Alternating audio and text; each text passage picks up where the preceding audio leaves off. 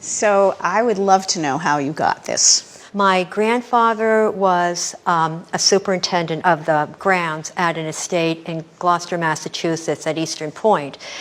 And this apparently came from the estate. I don't know when, but somehow he got it. And it was in his chicken coop for years, because where do you put a piece like this? Then it went to my parents' house, where it went to the attic, where it stayed for many years, where it came to my house in the 90s. This was on the sun porch for many years, and then in the summertime, we put it in the barn up in the loft, and then, it's traveled a lot, and then it went to my dining room not too long ago. It's Tiffany-like in terms of the design, but we know absolutely nothing about it. I have to say, with that back history, I'm amazed that it is in such phenomenal condition. Really, there are very, very few cracks in it, and because of its size, something like that would be very prone to damage. So you obviously took very good care of it. By mistake.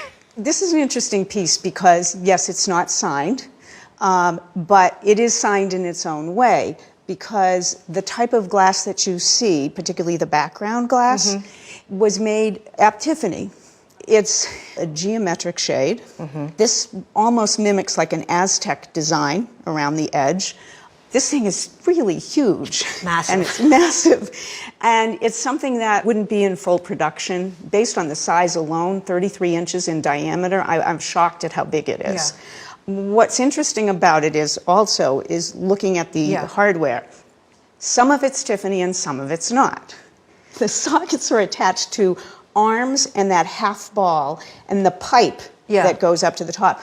Those parts are not Tiffany. They're period, but they're not Tiffany. But the chains and the lovely arms coming out of the top, those have the decorative devices that you'd see on a lot of the early Tiffany lamp bases at the time. The finish on the shade is interesting because it doesn't really have a finish, and this is also characteristic of pieces that are so early. This was probably a custom-made piece for the mansion. This, based on the glass and the fact that it isn't signed, makes me think that it was made between 1900 and 1902. One of the great things about the shade is the way it's constructed, and I think one of the reasons it's survived as long as it has is on the interior, it has these wonderful support fins.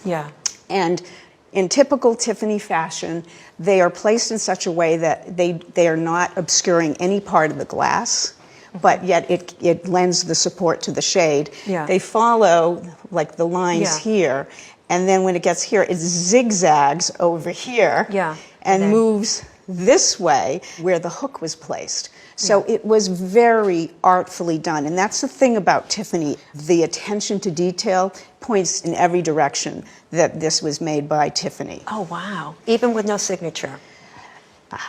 I love when you ask that. Because most of the fake Tiffany out there is signed, but there's a tremendous amount of early shades that are not signed. But the way they're made, the kind of glass that is used, the design, those are the signatures. Oh, good. Oh, good. So I'm glad it's not signed. Yeah, I'm happier that it's unsigned because it really confirms the date when it was made. And it's got Tiffany all over it for me. Something like this in a retail setting could be priced anywhere between $100,000 and $150,000. Good to know. So the pole coming down and that semicircle piece, they're not Tiffany, does not hurt the value.